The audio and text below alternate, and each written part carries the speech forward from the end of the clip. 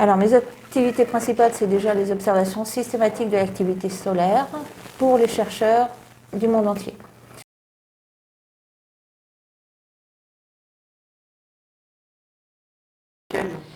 Oui, alors moi je suis responsable déjà des observations solaires, mais responsable de tout ce qui est patrimoine solaire.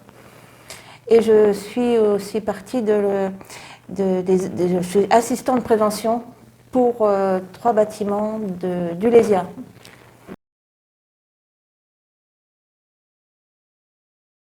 Oui, oui, responsable de l'équipe des observations solaires. C'est une équipe de 5 personnes.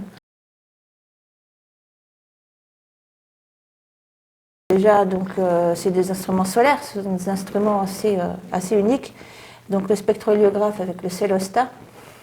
Et puis il y avait aussi un héliographe, un autre instrument solaire. Et puis toute la partie ordinateur qui va autour. C'est un métier exceptionnel, passionnant, unique. Et c'est surtout passionnant. Alors le plus difficile, c'est souvent l'hiver, parce qu'on est quand même beaucoup dehors, il fait froid. Il faut être patient, parce qu'il faut attendre que le soleil soit là. Heureusement, on fait autre chose quand il n'y a pas de soleil, mais il y a quand même de la patience. Et puis il y a beaucoup de travail aussi les week-ends, puisqu'on fait un roulement le week-end. Mais sinon, c'est une passion plutôt. Alors je me suis déplacée en début de carrière à Coimbra, Portugal, puisqu'il y a le même spectrohéliographe que nous. Et je suis allée aussi au Pic du Midi avec un chercheur pour observer au coronographe du Pic du Midi.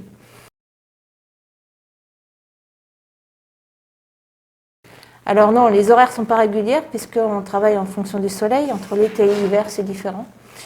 Mais en moyenne, je fais 9h du matin, 17h. Voilà, grosso modo, c'est ces horaires-là. Alors, c'est un travail d'équipe, mais on est seul aux observations solaires, on est seul à l'instrument. Mais c'est quand même vraiment un travail d'équipe. Oui, oui, bien sûr. On travaille avec les chercheurs surtout. Les chercheurs, avec les techniciens pour tout ce qui est mécanique, informatique, électronique. Donc c'est vraiment un travail avec tous les corps de métier. C'est un tout, quoi. Le débutant, au point de vue technicien, c'est le SMIG. Après, c'est sur dossier. Voilà, on monte après sur dossier au bout de plusieurs années de pratique. Déjà, il faut aimer l'astronomie, hein, ça c'est sûr. Il faut aimer l'astronomie, il faut aimer toucher un peu à tout. Même faire de la peinture pour les rénovations d'instruments, faire de l'électronique, de la mécanique. Voilà, on fait un peu de tout.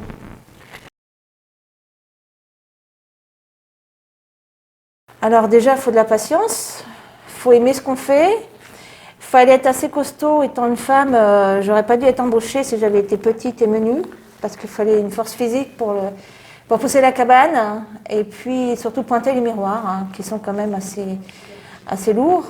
Et voilà, il ne fallait pas être trop petit non plus, parce que les miroirs sont assez hauts. Voilà. Il ne faut pas avoir mal au dos, mais maintenant le problème est résolu puisqu'on a une cabane qui est motorisée. Maintenant les miroirs, on essaie de les motoriser aussi pour les pointer plus facilement. Mais moi étant une femme, j'ai eu des enfants et j'ai été arrêtée 8 mois parce que je ne pouvais pas faire de travaux physiques en étant enceinte.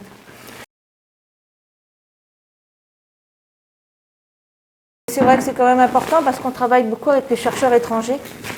Donc ça devient de plus en plus important. Ouais. Non, les observations solaires, c'est quand même très spécial. Il y a très peu de postes. C'est plutôt des dérivés après sur la physique solaire, mais vraiment le métier observation solaire, il n'y a pas vraiment de débouché.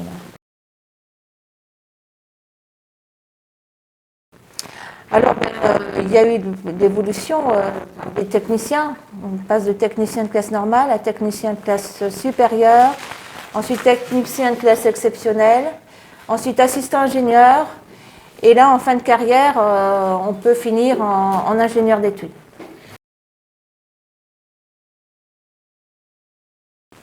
Alors moi, j'ai fait une formation d'optique, Donc micromécanique, option optique instrumentale, puisque les instruments solaires, comme les instruments nocturnes en astronomie, c'est de l'optique. Donc j'ai fait la micromécanique optique.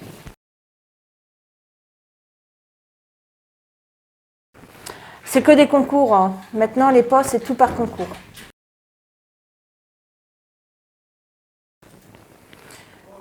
Il n'y a pas d'exigence particulière. Il faut aimer ce qu'on fait.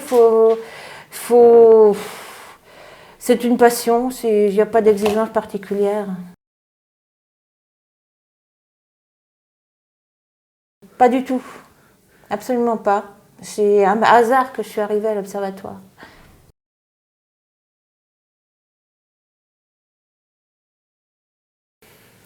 Moi, je vais faire un métier manuel, hein, donc la micromécanique.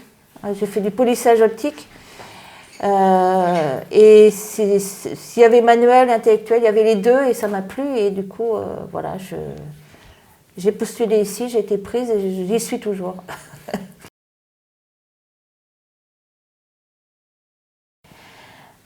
J'ai toujours été à l'Observatoire de Paris, puisque je suis sortie du lycée en 85, en juillet, avec le BTS.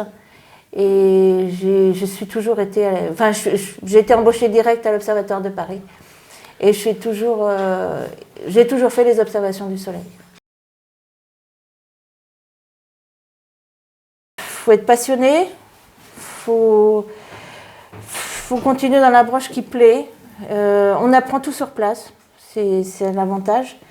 On apprend énormément de choses avec les chercheurs et les ingénieurs. Il faut être passionné. Quand on a une idée en tête, il faut la garder et puis il faut arriver au bout.